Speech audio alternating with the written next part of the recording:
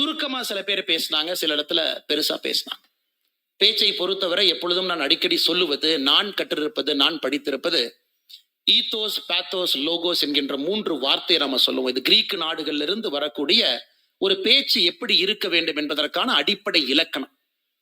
Ethos என்கின்ற வார்த்தை என்ன சொல்லுது? யாரு பேசுறாங்க, அது ஈத்தோஸ் என்கின்ற வார்த்தைக்கான அர்த்தம். அப்ப அண்ணன் சீமான் அவர்கள் பேசுறாரா, இல்ல ஒரு மருத்துவர் பேசுறாரா, இல்ல ஒரு விஞ்ஞானி பேசுறாரா, யாரு பேசுறாங்க, யாரு பேசுறாங்க என்பதற்காகவே அந்த பேச்சுக்கு ஒரு சிறப்பு இருக்கும். ஈத்தோஸ். அடுத்து பாத்தோஸ் என்று சொல்லுகின்றோம்.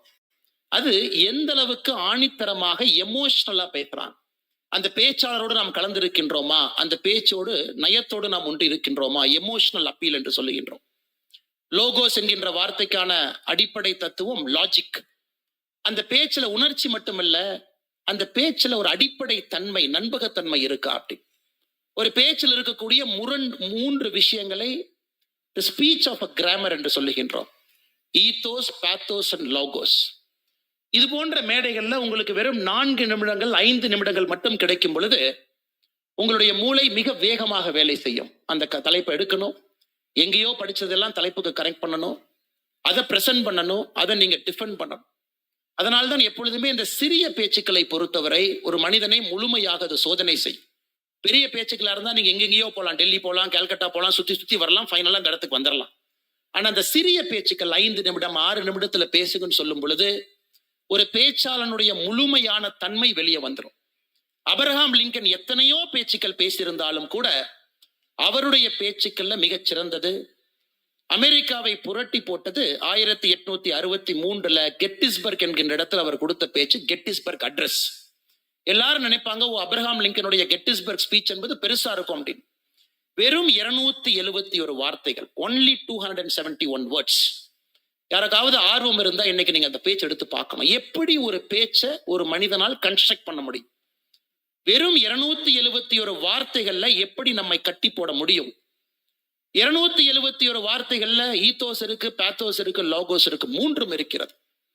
குறிப்பாக அமெரிக்காவில் நடந்த சிவில் வார நிறைவுக்கு கொண்டு வந்த ஒரு முக்கிய பேச்சாக அந்த பேச்சை பார்க்கிறோம். அதே போல எல்லோருக்குமே தனிப்பட்ட முறையில் ஒரு பேச்சாளரை பிடிக்கும், சில பேச்சுக்களை பிடிக்கும்.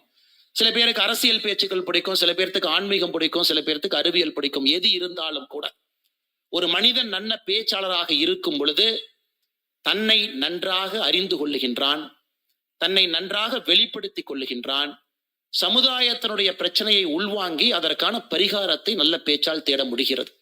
அதனால்தான் அன்பு சொந்தங்களே, இந்த பேச்சுங்கிறது அரசியல் மேடையில் அண்ணன் சீமான் அவர்களை போல பேசணும், அது ஒரு பக்கம்.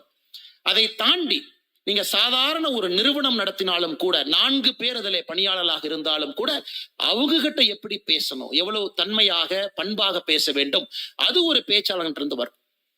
ஒரு பெரிய நிறுவனத்துல நீங்க இருக்கிறீங்க. இன்னைக்கு ஹார்வர்ட் பல்கலைக்கழகம் சொல்லுது, ஒரு கம்பெனியினுடைய நிறுவனராக உயர் பொறுப்புல நீங்க இருக்கிறீங்கன்னா 70% இஸ் சோசியல் ஸ்கில்ஸ், வெறும் 30% மட்டும்தான் டெக்னிக்கல் ஸ்கில்ஸ். ஒரு கம்பெனியினுடைய சிஇஓ இருக்கிறீங்க, மைக்ரோசாஃப்டுடைய சிஇஓ இருக்கிறீங்க, 70% அந்த பொறுப்பினுடைய அடிப்படை உங்களுடைய சோசியல் ஸ்கில்ஸ். எப்படி பேசுறீங்க, எப்படி ஒரு பொருளை விற்கிறீங்க, ஒரு கான்ஃபிளிக்ட் இருக்கும்போது எப்படி டீல் பண்றீங்க. வெறும் 30% மட்டும்தான் டெக்னிக்கல் நாலேஜ். அதனால நீங்க வாழ்க்கையில மேல போக ஆரம்பிக்க உங்கள் டெக்னிக்கல் நாலேஜ் குறைவாகவும் உங்க சோசியல் நாலேஜ் அதிகமாக இருக்கும். அது எங்கிருந்து வருங்க? பேச்சில இருந்து வரும். இந்தியாவில் நமக்கு நிறைய சாதனையாளர்கள் வேண்டும், எல்லா துறையிலும் வேண்டும். அந்த சாதனையாளர்கள் தன்னை நன்றாக வெளிப்படுத்திக் கொள்ள வேண்டும், தான் பணி செய்யக்கூடிய இடத்துல எல்லோரிடமும் நல்லா பழகணும், சோசியல் ஸ்கில்ஸ் இருக்கணும். அதற்கு மேடை பேச்சு அவசியம்.